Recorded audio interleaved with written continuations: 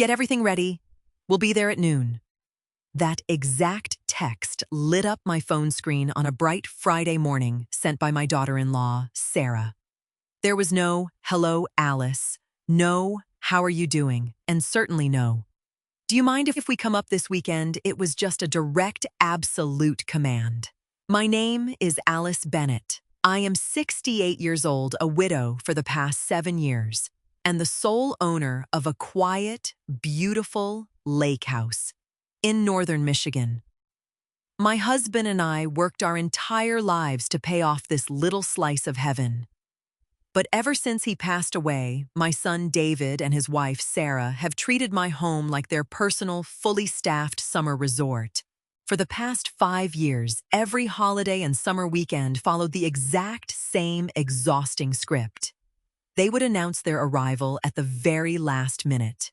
They would drive up from the city walk, through my front door, completely empty-handed, and expect a premium vacation experience. I was the one who bought the expensive groceries, marinated the meats, washed the guest linens, and scrubbed the floors after they left. I stared at Sarah's text message, the screen glaring back at me. Normally, a message like this would send a spike of anxiety straight through my chest. I would immediately grab my purse, rush to my car, and speed down to the local market to buy thick steaks, fresh vegetables, and the expensive craft beer David liked. I would spend hours cleaning rooms that were already clean, just to ensure Sarah wouldn't complain about dust on the baseboards. But this morning, as I stood in my perfectly quiet, spotless kitchen, something inside me simply clicked into place. The exhaustion wasn't physical anymore. It was mental. I realized I was actively funding my own disrespect. I was paying for the privilege of being treated like a maid in the house my husband and I built. I didn't feel the urge to cry. I didn't feel the need to call David and beg for a little respect. Instead, a wave of profound calmness washed over me. I tapped the screen, left Sarah's message on read, and slipped the phone right back into my pocket. I looked at my empty kitchen counters. I was not going to the butcher today. I was not prepping the guest rooms. I grabbed my gardening gloves, walked out the back door, and left the house exactly as it was. Usually Friday mornings before their visits were a chaotic blur of endless chores. I would spend at least $200 at the premium meat counter alone. Sarah always insisted on fresh, wild-caught salmon for herself and thick ribeyes for David. Then came the snacks, the specific brand of sparkling water. She preferred the fresh fruit and the expensive cheeses. After returning from the store, I would spend hours in the kitchen chopping vegetables, preparing marinades, and making sure the outdoor grill was scrubbed spotless and fully stocked with fresh charcoal. When they finally arrived, David would give me a quick hug, say a brief thanks, and immediately head out to the dock with a cold beer. Sarah would drop her bags in the hallway, scan the house for anything out of place, and ask what time dinner would be served. But today, the routine died. I spent the morning outside tending to my hydrangeas and pulling weeds in the soft soil. The weather was absolutely perfect. A gentle breeze rolling right off the lake. For the first time in years, I actually enjoyed a summer Friday. I didn't sweat over a hot stove. I didn't frantically vacuum out the guest rooms.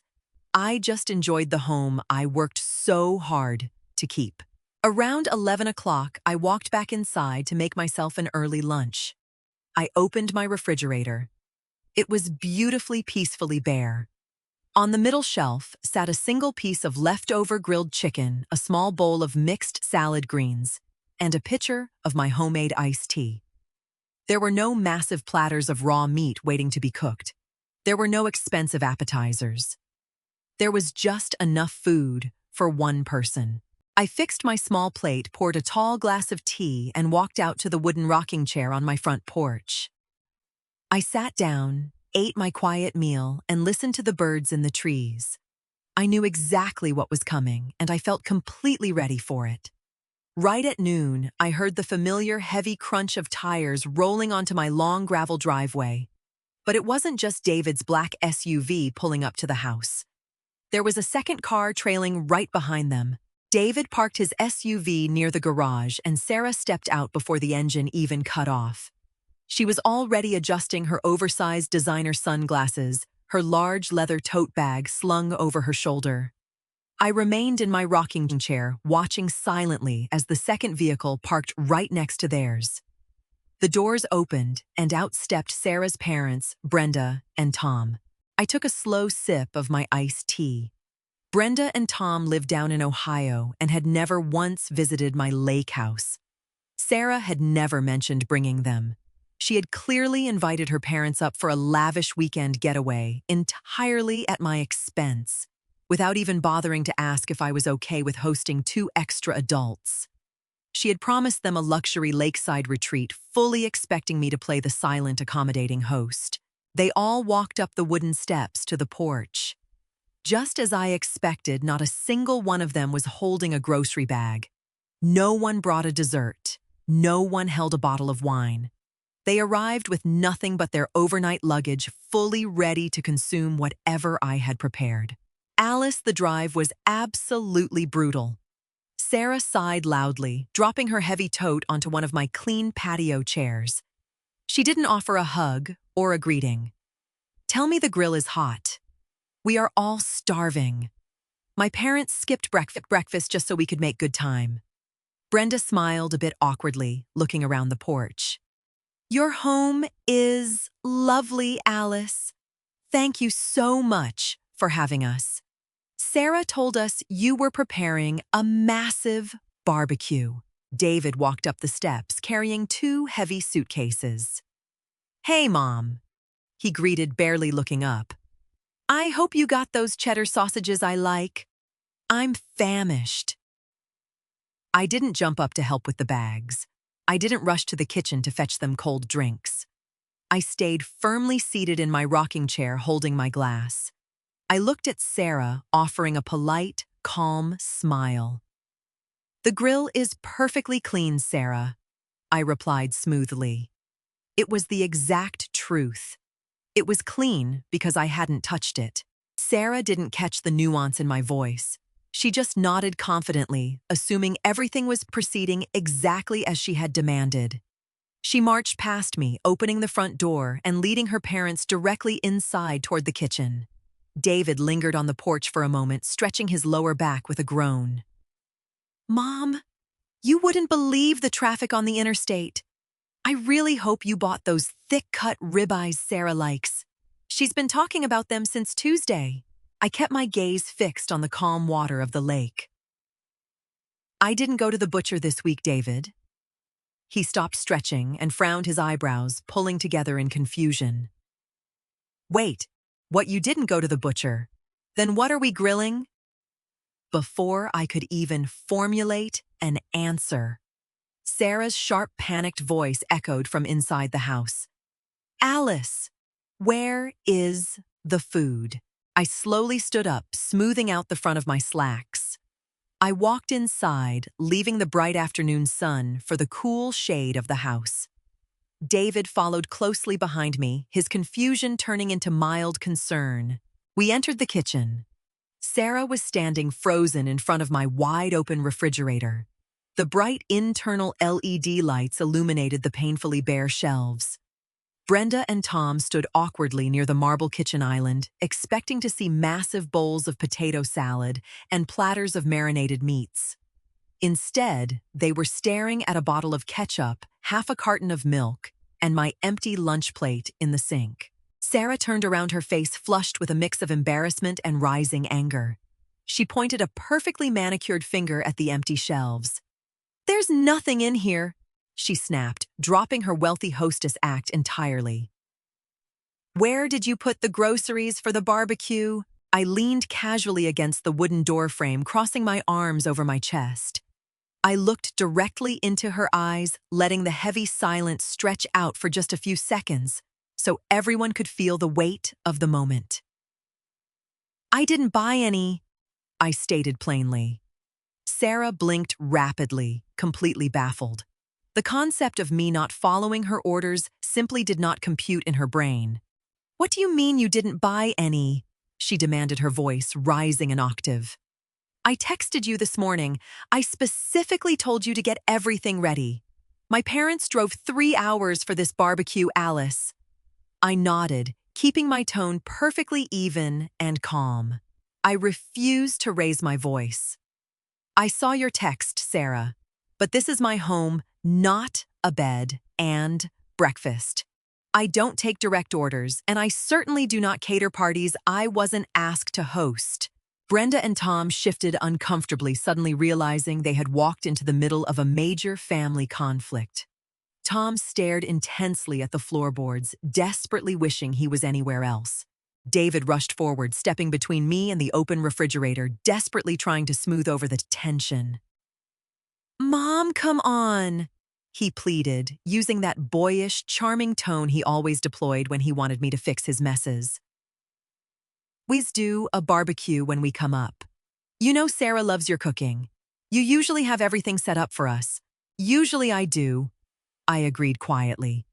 "And usually you both arrive empty-handed, eat the food I bought with my own pension, leave your dirty towels on the floor, and drive away without a single thank you."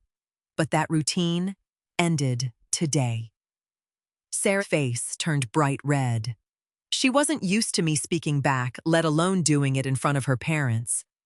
She had spent years painting herself as the queen of this lake house to her family. Now her crown was slipping fast. "You did this on purpose to embarrass me in front of my parents," Sarah hissed, stepping away from the fridge.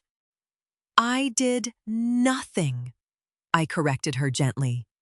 "I just lived my life in my own house today. You brought guests here without asking, assuming I would serve you." I uncrossed my arms and stepped back toward the hallway, waiting to see exactly how they planned to feed themselves. The silence in the kitchen was thick and suffocating. No one moved. Brenda looked at her husband, thoroughly mortified. "Tom, we really should have just stopped at that diner on the highway," she whispered. Sarah shot her mother a sharp glare before turning her frustration completely back on me. She placed her hands on her hips. "Fine. So what are we supposed to eat? We are starving and we have guests. There is a wonderful large grocery store about 20 minutes back into town," I suggested, politely gesturing toward the front door. "They have a lovely fresh meat counter and plenty of sides. You and David can run back, pick up whatever you'd like to grill, and handle the cooking." David checked his watch and let out a dramatic, heavy groan. "Mom, really? We just got here. I've been driving for hours. I just want to sit by the water. Can't you just whip something up from the pantry?" "You always have a backup plan." I walked over to the tall wooden pantry doors and pulled them wide open. Inside, neatly organized on the shelves, were a box of plain oatmeal, a few cans of black beans, some dry pasta, and a sleeve of saltine crackers. "You are welcome to make oatmeal," I offered casually. Sarah let out a scoff of pure disgust. She aggressively pulled her sleek smartphone out of her pocket, her thumbs tapping furiously against the screen. "This is ridiculous. I'm not eating canned beans on my vacation. I'm just going to order delivery. Everyone, what do you want? I'll just order from a steakhouse." She stared at her screen, waiting for the restaurant options to load. I didn't say a word. I just watched her face as reality slowly set in. She swiped closed the app, opened it again, and let out a frustrated breath. "Why isn't it loading?" she snapped, shaking her phone.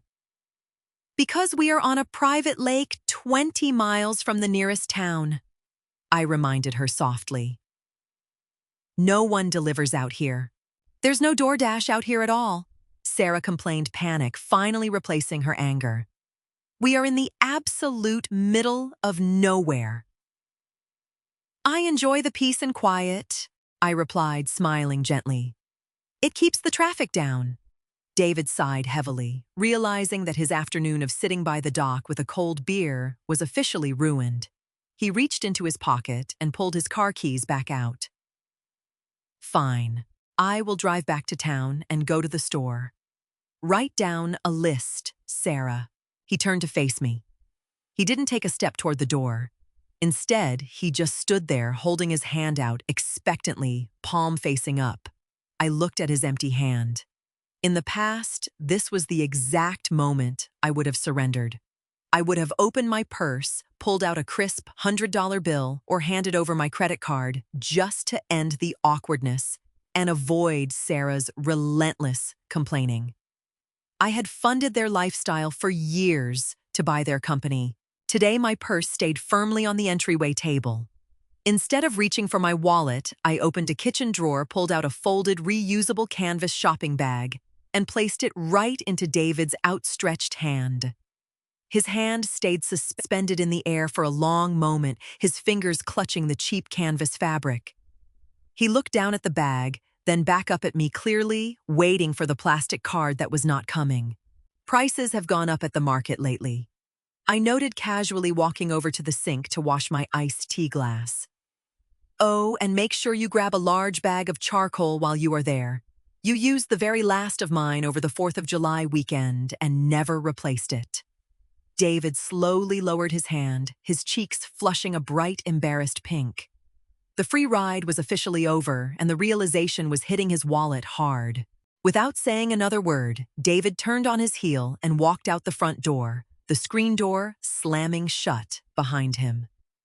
I heard his SUV engine start up a moment later. He had left Sarah standing in my kitchen, fuming silently with her deeply embarrassed parents. To escape the heavy, suffocating awkwardness, Brenda and Tom quietly excused themselves and wandered out through the sliding glass doors onto the back deck, pretending to admire the lake view. The second they were out of earshot, Sarah turned on me. The polished, wealthy daughter-in-law facade was entirely gone. "You did this to humiliate me," she hissed, her voice a low, furious whisper. "You knew my parents were coming, and you deliberately planned this to make me look stupid." I picked up a microfiber cloth and began casually wiping down the already spotless marble countertop. "I did absolutely nothing, Sarah. That is the entire point. You invited guests to my house without asking me. You showed up empty-handed. You expected me to pay for your food and serve you. I'm just living quietly in my own home." She grabbed the handles of her expensive tote bag, her knuckles turning bone white. She couldn't argue with the facts, so she resorted to the only weapon she had left. "You are going to regret this," she threatened, stepping closer. We are the only family you have left. We'll see how much you enjoy sitting in this big, empty house by yourself when David stops visiting. If you want to see your son, you have to treat us properly." I didn't flinch. For years, I had lived in terror of that exact threat. I had allowed her to disrespect me, drain my bank account, and treat my home like a hotel, all because I was terrified of being lonely. But looking at her furious face now, I realized a profound truth. I was paying a massive premium for absolutely miserable company. If David chooses to stay away because I refuse to buy him free steaks, then that is his choice. I replied smoothly, not breaking eye contact. "I am a mother, Sarah, not an ATM." She stared at me, completely speechless. The threat that had worked so perfectly for 5 years had just shattered against a brick wall. "By the way," I added, casually folding the microfiber cloth and placing it by the sink, "I've decided to make some changes around here. I've rented out the 2 guest bedrooms for the rest of the summer. A lovely retired couple from Chicago is moving in on Monday. They paid a very handsome premium for the lake view." Sarah's jaw practically hit the floor. The lake house had always been her personal guaranteed summer retreat. She had already bragged to her friends about coming up for Labor Day. The sudden realization that she no longer had unlimited, unpaid access to my property hit her like a physical blow. Her face went completely pale. Before she could form a response, the front door rattled open. David walked back inside, completely empty-handed. His face was red, and he looked incredibly frustrated. The highway is backed up with an accident and the local store is packed with tourists, he muttered, tossing the canvas bag onto the counter. It's going to take me an hour just to check out, let alone drive back and start the grill. Brenda just told me on the porch that they want to head back downstate. Tom has a headache. He looked at Sarah, waiting for her to argue, waiting for her to demand he go back out and fetch her food. But Sarah didn't say a word. She just picked up her heavy designer tote bag and walked straight out the front door without looking at me. Sarah didn't yell. She didn't throw a tantrum. The luxurious, effortless fantasy she had completely sold to her parents was ruined beyond repair, and she knew there was no fixing it today. Brenda and Tom quickly walked through the living room, grabbing their untouched overnight bags. Brenda offered a very quick, highly embarrassed wave in my direction before hurrying out the door. The tension radiating from the driveway was thick enough to cut with a steak knife. David lingered in the kitchen for just a moment.